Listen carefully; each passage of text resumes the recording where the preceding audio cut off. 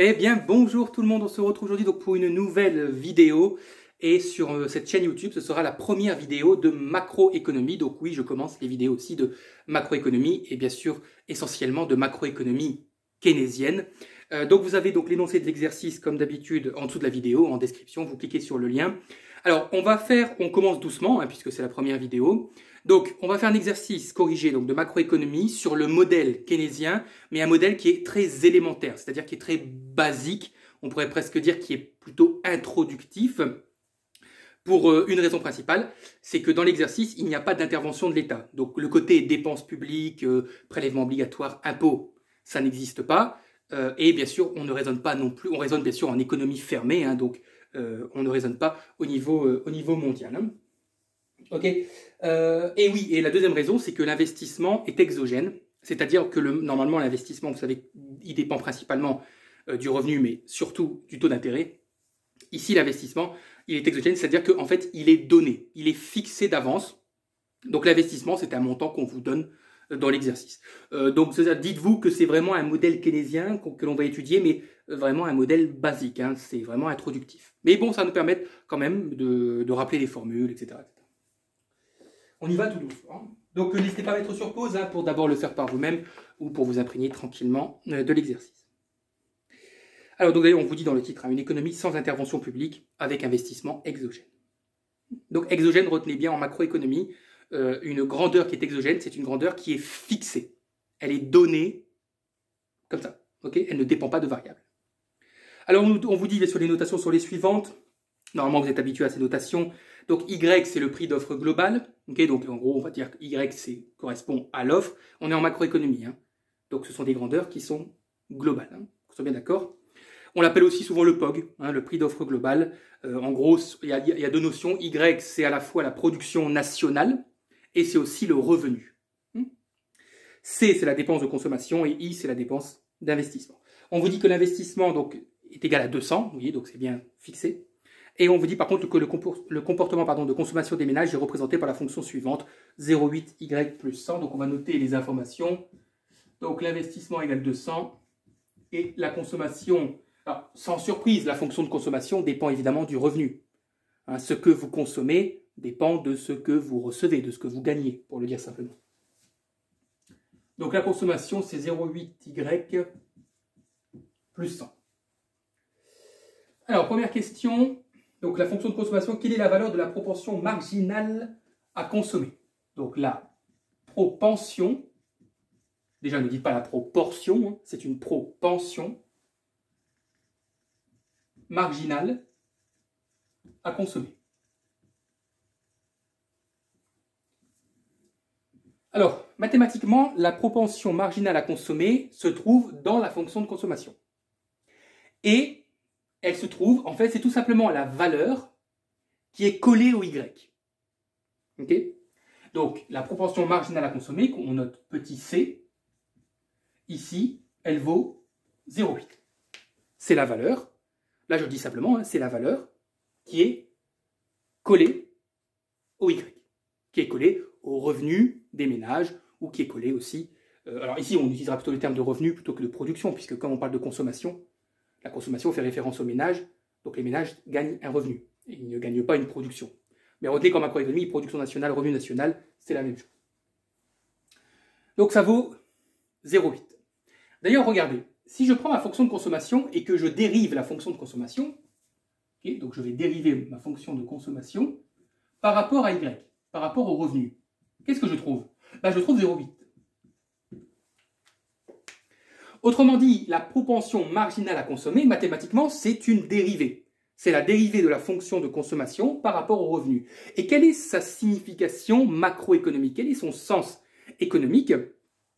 Eh bien, le 0,8 nous dira tout simplement que lorsque Y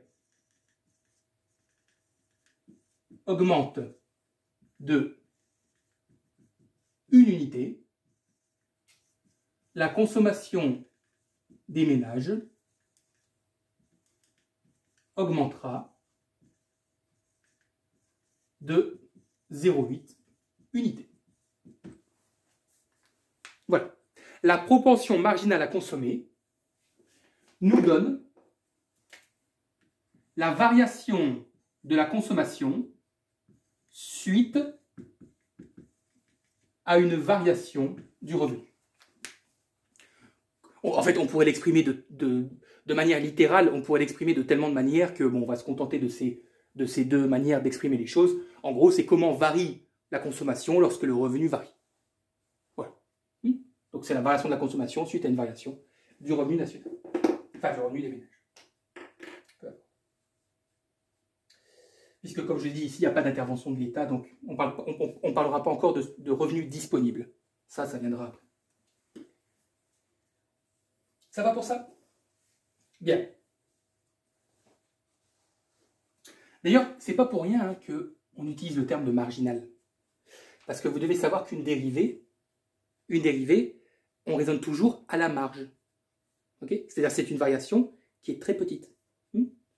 Lorsque vous dérivez une fonction, c'est toujours comment varie en fait l'ordonnée suite à une variation infinitésimale de l'abscisse. Donc on est toujours à la marge.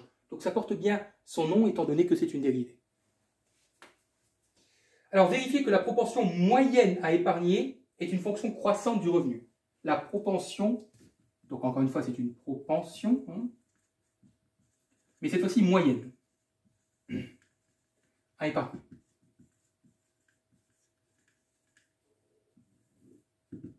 Alors, vous avez vu ici, le terme, c'est pas marginal. On veut la proportion moyenne à épargner. Alors, en gros, qu'est-ce que ça signifie? Ça signifie qu'on veut connaître la valeur, le montant de l'épargne en moyenne. En fait, en moyenne, quelle est la valeur de l'épargne dans le revenu?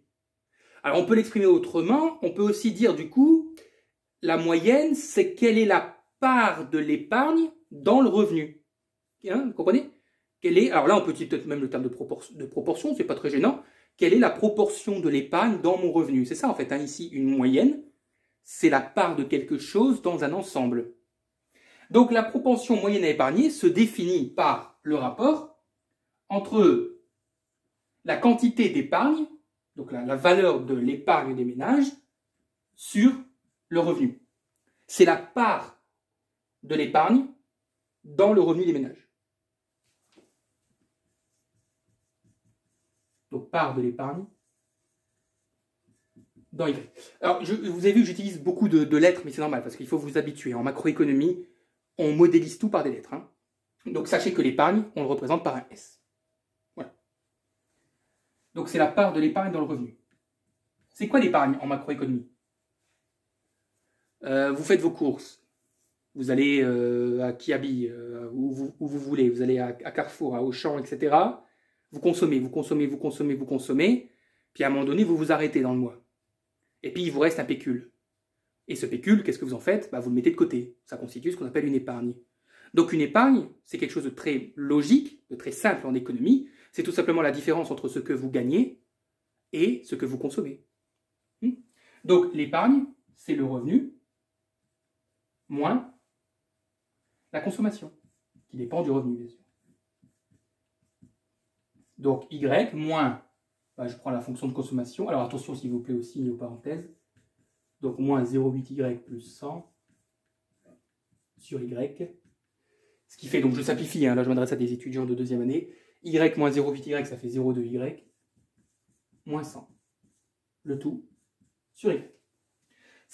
Donc ça, c'est ma fonction de propension moyenne à épargner. Sauf que nous, on ne veut pas seulement la fonction, on veut vérifier que cette fonction, elle est croissante par rapport au revenu. Que c'est une fonction croissante par rapport au revenu. On veut donc un sens de variation. Okay? On veut vérifier que ce soit une fonction croissante. Donc on veut vérifier un sens de variation. Et donc comment on fait lorsqu'on veut vérifier un sens de variation? On utilise la dérivée. Oui. Donc je vais dériver cette fonction par rapport à y. Et donc là, habituez-vous tout de suite aux notations, je vous le dis. Voilà, donc on va dériver la propension moyenne par rapport à y. Bon, on a la forme u sur v, donc c'est pas très compliqué, donc on y va. Donc on aura 0,2y moins 0,2y moins 100 sur y au carré. Les 0 de y vont se simplifier, donc on aura 100 divisé par y carré. 100 c'est positif, y carré c'est positif. Donc la dérivée est positive. Si la dérivée est positive, ça veut bien dire que la propension moyenne à épargner est bien une fonction croissante du revenu.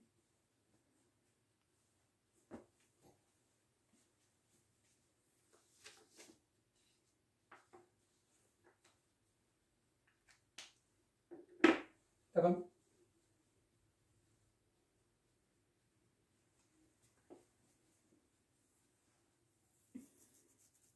Bien, donc mettez sur pause, hein, à chaque fois, je ne le dirai pas, je ne dirai qu'une seule fois.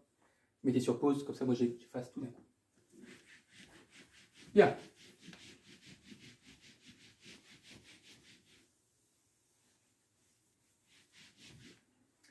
Alors, question 2, on va s'intéresser à l'équilibre du marché. Donc, formuler la condition d'équilibre sur le marché des biens. Alors là, vous savez, c'est comme en microéconomie, hein, un équilibre est déterminé par l'égalité entre l'offre et la demande. Hein. C'est pareil en macroéconomie. Alors, l'offre, on l'appelle, hein, comme dans l'énoncé, le POG, hein, le prix d'offre global. Et la demande, on l'appellera la demande globale. Pourquoi? Parce qu'on est en macroéconomie, donc on raisonne sur des notions, sur des grandeurs qui sont globales. D'où le fait à chaque fois de mettre un G. Alors attention, parce que G, ça va aussi par la suite modéliser ce qu'on appelle les dépenses publiques. Mais bon, là, rien à voir, hein, le G veut juste dire global. Hein. Offre globale égale demande globale. Alors qu'en microéconomie, bah, c'est plutôt l'offre sur un marché est égale la demande sur un marché. Vous comprenez?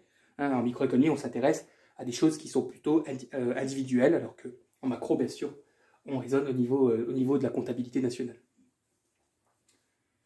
Alors le POG, on le dit aussi dans l'énoncé, c'est pareil, l'offre, c'est le revenu. Voilà, c'est la même chose. Vraiment, retenez dès le départ, hein, si vous avez du mal ou si vous commencez l'étude de la macroéconomie, il faut vraiment que vous vous disiez qu'en macroéconomie, l'offre globale se confond avec ce qu'on appelle le revenu national. Alors, par la suite, vous verrez, lorsqu'on introduira ce qu'on appelle le revenu disponible, il y aura des petites modifications à faire. Mais en tout cas, l'offre, c'est le revenu. La valeur de tout ce qui est offert, c'est la valeur du revenu aussi. Alors, la demande globale, elle est composée ici, notamment dans cet exercice, puisqu'il n'y a pas d'intervention de l'État, de deux choses. La demande, il y a la demande de qui? Qui demande dans la société? Bah, les consommateurs, nous, les ménages. Donc la demande globale est composée de la consommation des ménages. Ok, hein, consommer, c'est demander. Donc la demande globale, première composante, c'est la consommation. Mais il y a une deuxième composante. Et peut-être qu'elle est parfois plus subtile, plus difficile à discerner, plus difficile à comprendre, mais c'est l'investissement. L'investissement est une demande. Mais pourquoi? Mais parce que prenez une entreprise qui investit de l'argent dans l'achat de machines. Acheter une machine, c'est demander une machine. On est juste sur des marchés, qui ne concernent pas les ménages, qui ne concernent pas les consommateurs directs, mais investir, c'est demander quelque chose. C'est acheter quelque chose. Donc la demande globale est aussi composée de l'investissement. Alors ici, comme je dis, on est dans un cas très simple, donc l'investissement est exogène, donc l'investissement ne dépend de rien du tout. Il n'y a pas de variable. En fait, l'investissement n'est pas une fonction ici. Donc on a juste à remplacer la consommation par sa fonction, l'investissement par sa valeur qui est de 200. Donc on aura y égale 0,8y plus 300. Voilà donc la condition d'équilibre sur le marché des biens.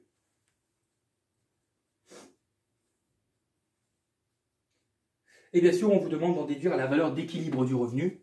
Vous vous doutez bien, comme on a une équation à une inconnue, on va pouvoir trouver la valeur de y. Donc on aura y moins 0,8, y égale 300. Donc 0 de y égale 300. Et donc y étoile égale 1500. Voilà le revenu d'équilibre. Ou l'offre d'équilibre, la demande d'équilibre, etc. 1500.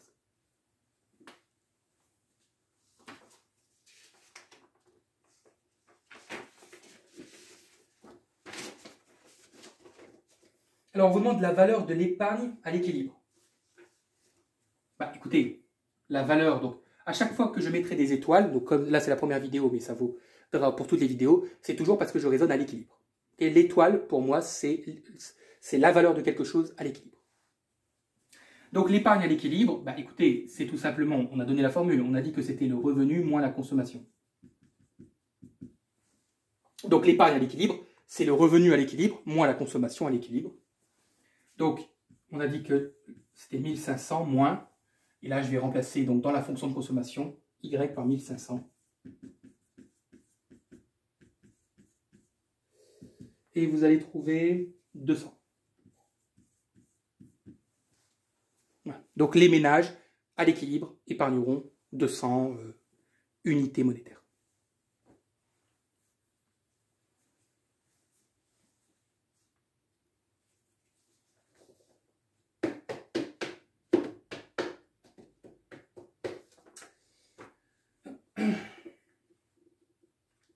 Ok. Bien, donc c'est à partir de la question 3 que ça va devenir intéressant. Allez, j'efface. Puisque là, on va s'intéresser aux situations de déséquilibre. Puisque vous savez fort bien qu'une économie n'est pas toujours à l'équilibre. Alors, on nous dit que le POG, donc l'offre, est supposé donc initialement égal à Y1 égale 1600. Bon, on sait déjà que normalement à l'équilibre, le revenu vaut 1500. Donc déjà, rien que là, l'information numérique du revenu impose que bah, forcément, il y a déjà un déséquilibre, puisqu'à l'équilibre, on est normalement à 1500. Calculer la demande globale associée à ce niveau de production, DG de Y1. Donc la demande globale de Y1, écoutez, nous connaissons maintenant la formule de la demande globale, c'est la consommation donc, de Y1 plus l'investissement, donc c'est 0,8 fois 1600 plus 100 plus 200, et donc vous allez trouver une demande globale de 1580.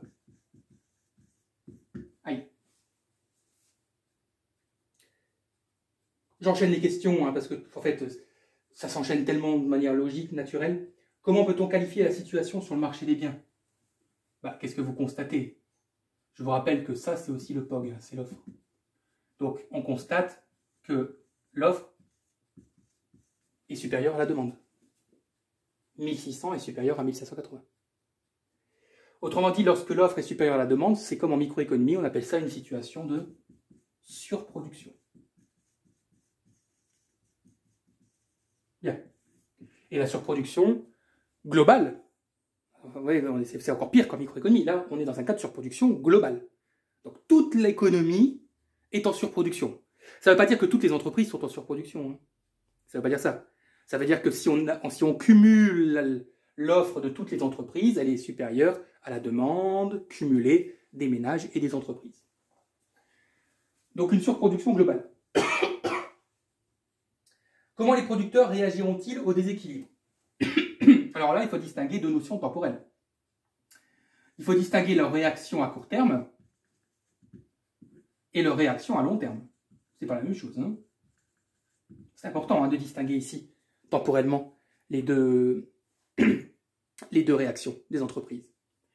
Pourquoi? Parce qu'à court terme, imaginez-vous, vous avez surproduit. Enfin, l'économie a surproduit. Donc, vous vous retrouvez avec des marchandises qui ne seront pas vendues. Ouais, ok, c'est logique, parce que si les ménages et les entreprises ne demandent que 1580 unités et que vous en proposez 1600, il va forcément vous rester 20 unités de marchandises sur le dos. Donc, on est bien dans un cas de surproduction. Donc, les entreprises, au niveau global, constatent qu'elles ont trop produit. Et donc, comment elles peuvent réagir à court terme? Vous allez me dire, si elles ont trop produit, elles n'ont qu'à moins produire. Ah oui, mais vous pensez vraiment qu'une entreprise, en un mois, elle peut décider de moins produire? Je vous rappelle que les entreprises ont une planification qui est souvent annuelle de leur budget. Lorsqu'on établit la comptabilité budgétaire, souvent c'est fait sur une année entière. Donc on connaît déjà combien on va produire tel mois sur toute l'année. Donc à court terme, les entreprises n'ont pas le temps de réagir en faisant varier les quantités. Elles ne peuvent pas décider de moins produire, il est trop tard. À court terme, leur seul moyen, c'est que se dit, attendez, si on a trop produit, pour attirer les demandeurs, il suffit de baisser les prix. Donc à court terme, la première solution, c'est la baisse des prix. La variable prix, même en micro c'est le cas, est toujours la variable la plus adaptée à court terme. Parce qu'à court terme, vous pouvez faire varier les prix comme vous voulez. Bien sûr, oubliez l'autorité de la concurrence, on n'est pas dans ce délire-là. Hein. On est supposé dans une économie où il n'y a pas toutes ces instances-là. Donc si vous êtes dans une économie qui est complètement libéralisée, qui est complètement déréglementée, bah, la variable des prix, c'est la seule variable que vous pouvez faire, avec laquelle vous pouvez jouer à court terme. Si vous avez produit trop de cornets de bif, et bah, vous baissez le prix des cornets de bif et certainement que ça va attirer les consommateurs. La deuxième possibilité, c'est que si vous avez surproduit à court terme, bah, vous stockez. Tout simplement. Vous stockez ce que vous avez produit en trop. On va y arriver. Par contre, à long terme, il est évident que là, oui, à long terme, les entreprises vont réagir par une diminution de la production. Ça, c'est clair. C'est-à-dire que, bon, l'entreprise va laisser l'année s'écouler en essayant de baisser les prix, en stockant, en faisant ce qu'elle peut, hein, etc. Mais elle sait déjà que l'année prochaine, elle va baisser la production. Parce qu'elle va se baser sur l'idée que les demandeurs consomment que 1580. Donc, elle va se dire, à son comptable, à son analyste financier, etc., elle va dire, bon, l'année prochaine, tu m'organises un plan avec 1580 de demandes. Et donc, forcément, elle va baisser sa production. Là, je fais le raisonnement par rapport à une entreprise, mais imaginez-vous que je raisonne au niveau global.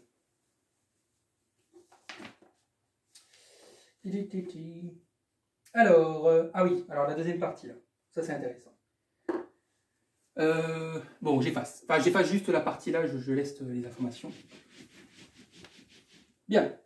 Alors, on suppose que les producteurs ne font pas varier les prix. Calculer le besoin de financement des entreprises. Alors, ce sont des notions importantes. On va parler de besoin de financement, on va parler de pertes imprévues, on va parler de profit d'aubaine. Bon, après, le profit d'aubaine, ça viendra dans le cas de la sous-production, hein, la surdemande. Donc là, besoin de financement des entreprises. Alors, on va donner la formule. Hein, je crois que c'est déjà pas mal. Donc, le besoin de financement des entreprises, c'est tout simplement la différence entre la production, entre l'offre et la consommation des ménages. Je vous rappelle que nous sommes dans une économie très simplifiée. Hein. Bon. Donc, le besoin de financement, mais bon, de toute façon, c'est la formule. Le besoin de financement des entreprises, c'est la différence entre le revenu et la consommation. Vous allez me dire, bah, ça, c'est l'épargne. Bah oui, mais ne raisonnez pas trop directement comme ça en disant en fait le besoin de financement c'est l'épargne. Oui, parce que l'épargne c'est ce qu'on appelle la capacité de financement des ménages. Mais on va y aller tranquillement. Déjà, la première chose que vous allez noter, c'est que le besoin de financement des entreprises, pourquoi c'est la différence entre le revenu et la consommation? Parce que le revenu pour les entreprises, en fait, c'est ce que versent les entreprises.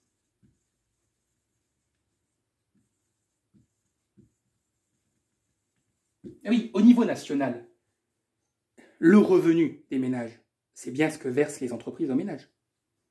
Ok.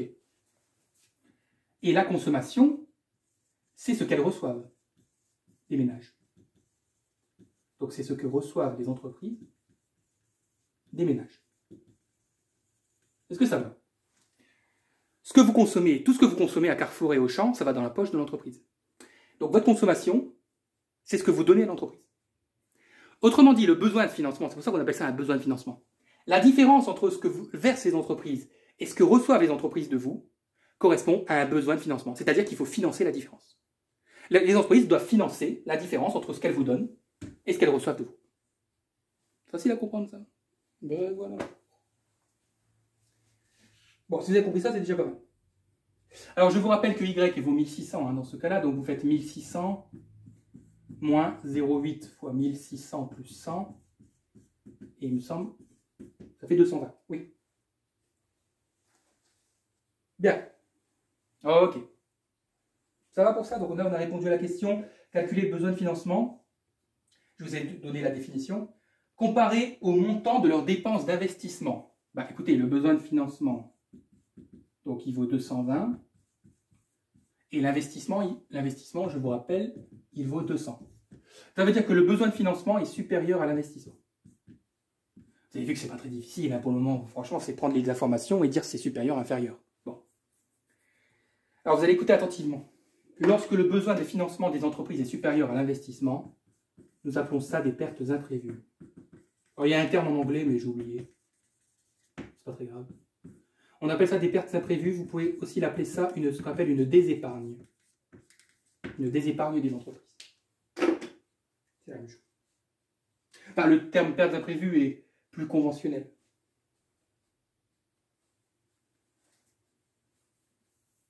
Qu'est-ce que ça veut dire? L'investissement est un revenu pour l'entreprise quelque part.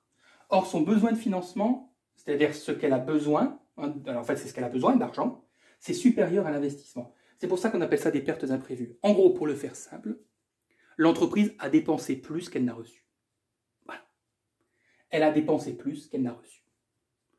Si vous comprenez la chose comme ça, vous avez compris ce que c'est qu'une perte imprévue au niveau macroéconomique.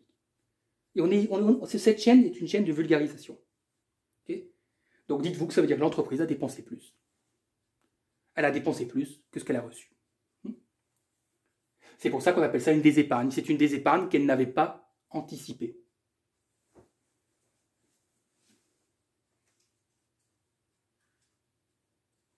Voilà, donc c'est ça la différence entre BFE et I. C'est ce qu'on appelle une perte imprévue. Vérifier que la capacité de financement des ménages est égale aux besoins de financement. Bon, écoutez, je ne vais pas y aller trop, je vais y aller. La capacité de financement des ménages, en fait, c'est l'épargne. Ben, l'épargne, c'est Y moins la consommation. Ça veut dire, en fait, c'est la même formule que le besoin de financement. Donc, le besoin de financement sera toujours égal à la capacité de financement des ménages. Voilà. Je ne peux pas faire plus. Ok, donc, le besoin de financement, c'est Y moins la consommation.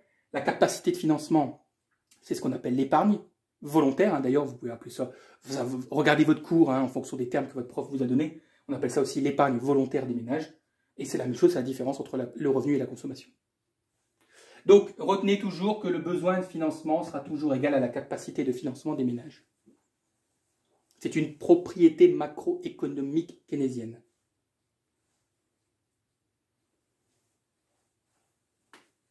Je ferai des vidéos sur la macroéconomie néoclassique, mais elle est moins reconnue, on va dire. Bon, ça va pour ça? Ouais. On va passer au graphique, là, la partie représentation graphique. Allez, j'efface. Hein. Vous avez tout noté. Et donc, si vous avez compris ça, et ben voilà, vous avez déjà compris un très gros morceau de la macroéconomie keynésienne. Alors, on veut la représentation graphique de la courbe d'offre, Y égale Y, et de la courbe de demande, Y égale C plus I. Bon, on va déjà rappeler les équations. Donc, on veut POG. Donc, POG, c'est Y égale Y. C'est logique, hein, l'offre est égale au revenu. On le dit depuis le début. Donc, Y égale Y. Et la demande, donc, c'est 0,8Y plus 300. J'ai tout de suite fait 100 plus 200. Donc, on vous demande de représenter ça. Hop. Donc, ici, on aura Y, et puis là, on va représenter l'offre et la demande. Donc, Y égale Y, ben, c'est la fonction la plus simple possible. Hein, c'est la fonction linéaire Y égale X. Et comment on va représenter la demande? Ben, la demande, c'est une fonction qui est affine. Donc, vous prenez 2 points.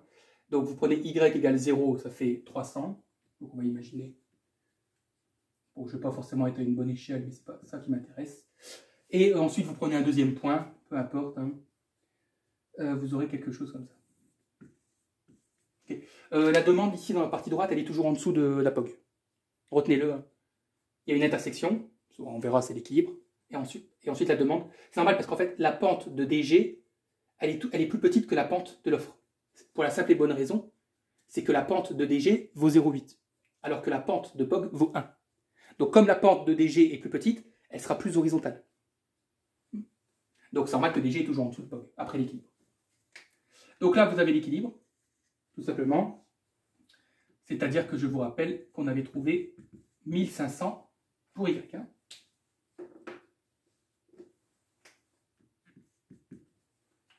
Voilà. Donc on a répondu à la question B, hein. Indiquer les points correspondant à l'équilibre du marché.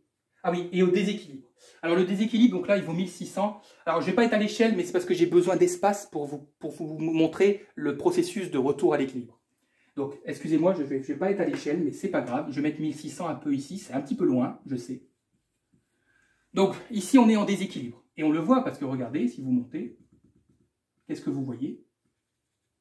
Eh bien, vous voyez que l'offre est supérieure à la demande. Donc, l'écart qui est ici, c'est ma fameuse surproduction. Ouais. Alors, on vous demande de représenter graphiquement le processus de retour à l'équilibre dans le cas où les entrepreneurs anticipent pour la période suivante le maintien de la demande à son niveau de la période courante, qu'on appelle des anticipations myopes. Ça veut dire quoi? Ça veut dire qu'à chaque période, donc là, l'entreprise constate qu'elle offre 1600, mais que la demande, elle est plus petite. Donc, qu'est-ce qu'elle va se dire?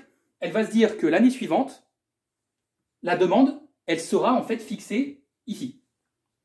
En fait, elle va se dire, bon, bah, ok, bon, ils m'ont demandé que 1580 de marchandises, et ben l'année prochaine, je vais anticiper qu'ils vont continuer à me demander 1580.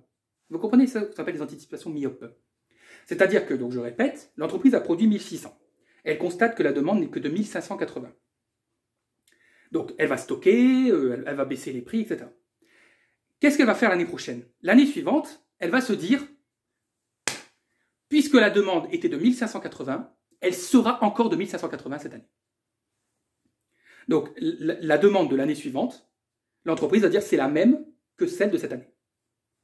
Bien. Donc, qu'est-ce qu'elle va se dire?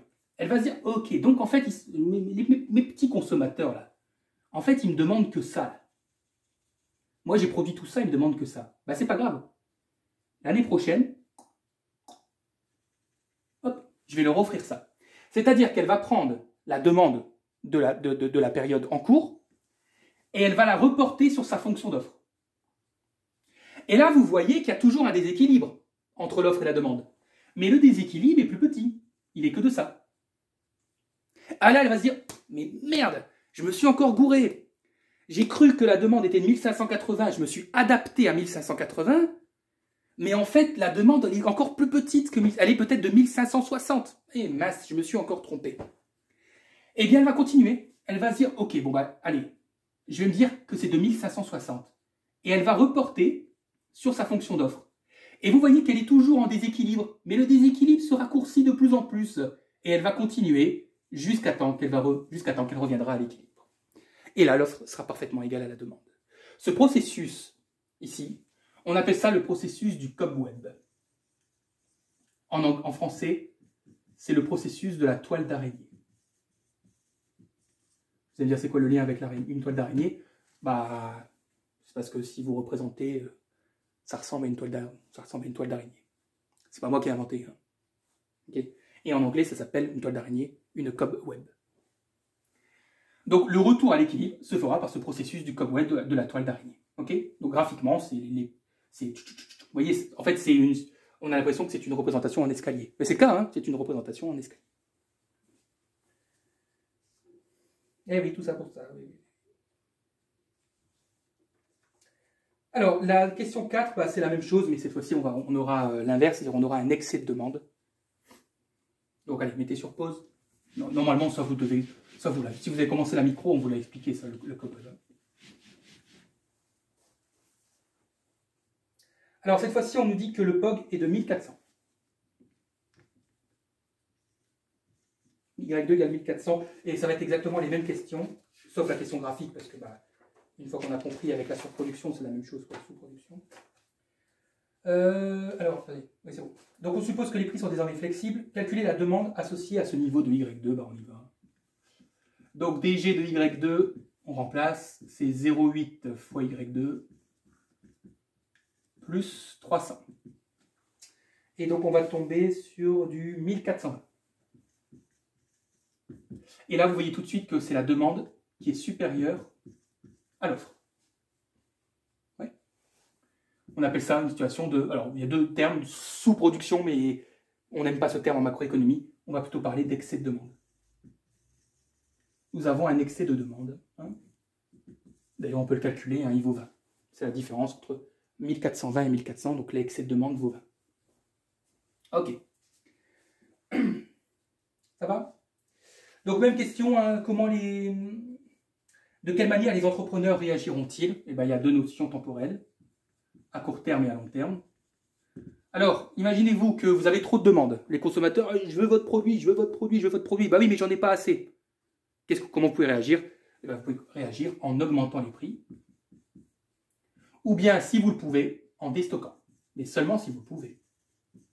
Hein, toutes les entreprises ne peuvent pas déstocker. Parce qu'encore faut-il avoir un stock de produits.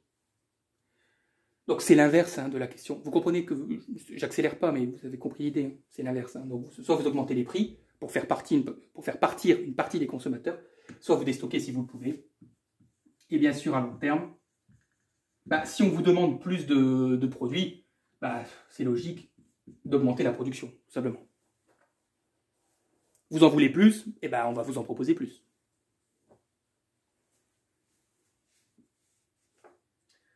Donc même chose, on vous demande de calculer le besoin de financement. C'est la même formule. Hein. Le besoin de financement des entreprises, c'est la différence entre le revenu et la consommation. Donc ce sera 1400 moins 0,8 fois 1400 plus 100. Et donc vous allez obtenir 180.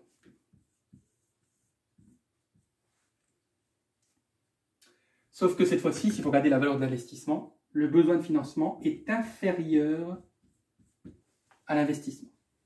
Donc c'est l'inverse. Ne lisez pas les questions, hein, je les fais en fait là, je réponds au fur et à mesure. Hein, Alors, lorsque le besoin de financement est inférieur à l'investissement, attendez, je vais effacer. La différence entre les deux constituera ce qu'on appelle des profits d'aubaine. Vous vous souvenez ce que c'était que les pertes imprévues, hein? L'entreprise, en fait, a dépensé plus qu'elle a reçu. Et bien là, c'est l'inverse. Les profits d'aubaine, ça signifie très simplement que les entreprises ont reçu plus qu'elles n'ont dépensé.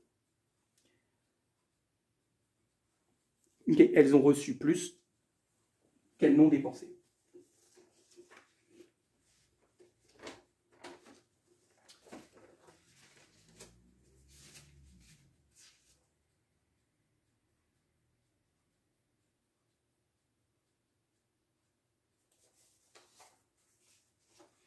Les profits d'aubaine, c'est aussi ce qu'on appelle une épargne involontaire. En fait, les entreprises n'ont pas anticipé cette chose-là.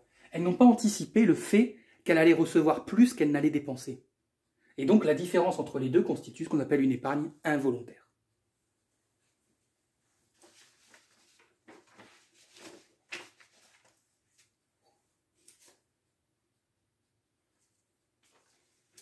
Ensuite, c'est quoi? C'est la capacité de financement. Écoutez, on l'a déjà dit, la capacité de financement des ménages est toujours égale au besoin de financement, hein, donc ça fera aussi 180. Hein, puisque c'est la même formule.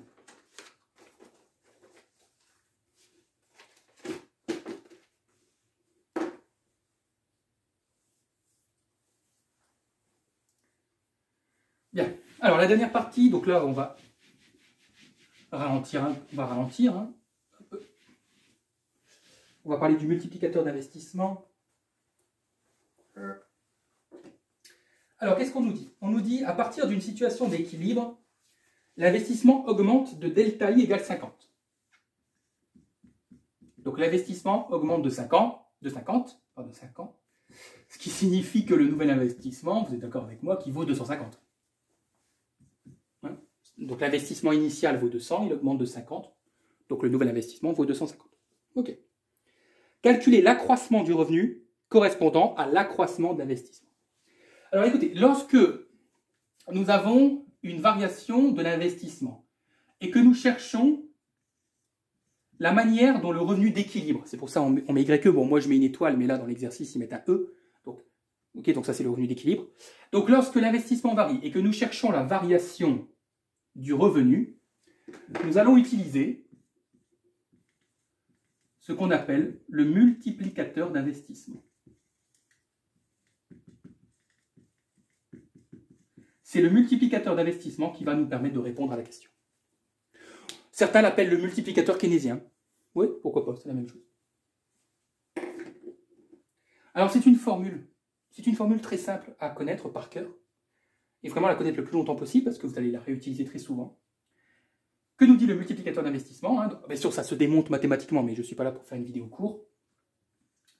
Il nous dit que la variation du revenu d'équilibre, c'est-à-dire que nous sommes à l'équilibre. Là, il n'y a pas de surproduction ou d'excès de demande. On reste à l'équilibre. La variation du revenu d'équilibre sera égale à 1 sur 1 moins C, je vous rappelle que c'est la propension marginale à consommer, multipliée par la variation de l'investissement. C'est une formule très simple. Très simple. Ouais. Ben, j'ai juste à remplacer.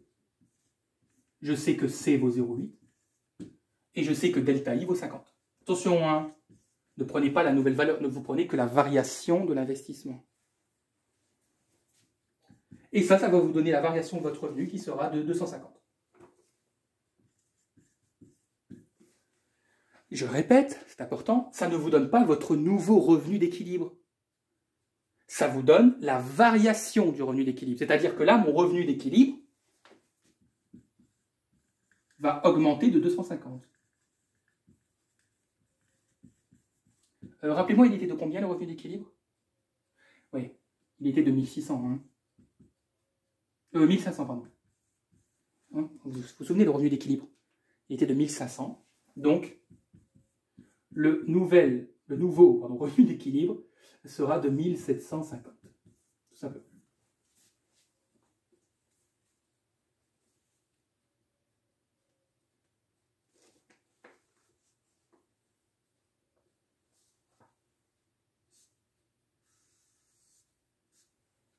Et on vous demande de représenter graphiquement l'ancien et le nouvel équilibre. Écoutez, on va le faire ici. Donc je vais représenter POG. Je vais représenter donc la demande globale initiale. Je vous rappelle qu'on avait 300 ici. Hop. Donc ça, c'est la première demande. Tac. Et là, on a donc le premier équilibre de 1500. OK. Voilà. Sauf que là, mon revenu d'équilibre, il est de 1750. Alors, vous allez me dire, bah, 1750, c'est quelque part ici. Hein. Allez, on va le représenter ici. Hop. Donc, pour ce 1750, ce qui va se passer, regardez bien, c'est que la demande globale va se déplacer vers le haut. C'est-à-dire que le nouvel équilibre, le POG ne bouge pas, parce que l'équation du POG est toujours le même. C'est Y égale Y. Mais la demande globale, pourquoi la demande globale va augmenter? Bah parce que l'investissement a augmenté. Et que je vous rappelle que la demande globale, c'est la consommation plus l'investissement. Donc si l'investissement augmente, la demande globale augmente. Et elle va augmenter de quelle manière? Elle va augmenter de manière parallèle. Alors je ne suis pas très bon pour ça, mais hop, voilà. Et donc on aura notre nouvelle demande avec la nouvelle valeur du revenu d'équilibre de 1750. La demande globale se déplace vers le haut de manière parallèle. Et vous savez, c'est quoi l'écart ici entre les deux valeurs? Eh oui, c'est tout simplement la variation de l'investissement. C'est-à-dire qu'ici, en fait, on aura 350. Voilà. Comprenez? Première situation, 300, 1500. Le nouvel équilibre augmente de 250. Il passe à 1750. La demande globale se déplace de manière parallèle. Et en fait, l'écart entre les deux droites de demande globale, c'est tout simplement la différence entre la variation qui correspond à la variation de l'investissement, c'est-à-dire l'augmentation de l'investissement qui vaut 50. Donc en fait, l'ordonnée à l'origine, il passe de 300 à 350, tout simplement. Et donc vous avez E1. Hop là. Ça va? Oui, exercice introductif. Hein. Exercice introductif, parce que quand on va passer à ISLM, ça va être une autre histoire, hein, parce qu'on va devoir introduire le marché de la monnaie, l'offre de monnaie, la demande de monnaie. L'investissement va dépendre du revenu, du taux d'intérêt. Donc on aura deux variables, le revenu et le taux d'intérêt. C'est pour ça qu'on va créer une situation qu'on appelle ISLM, etc. Bon. Donc là, modèle keynésien en économie fermée, sans intervention publique, investissement exogène. Mais bon, vous connaissez le multiplicateur d'investissement, vous savez ce que c'est qu'un besoin de financement, vous connaissez les deux situations, les pertes imprévues, les profits d'aubaine. Vous savez représenter graphiquement l'équilibre du marché keynésien. Bon, c'est déjà pas mal hein, pour une introduction. Voilà, donc n'hésitez pas à mettre un petit like, à vous abonner pour soutenir la chaîne, ça fait toujours plaisir. Et on se retrouve très bientôt pour de nouvelles vidéos.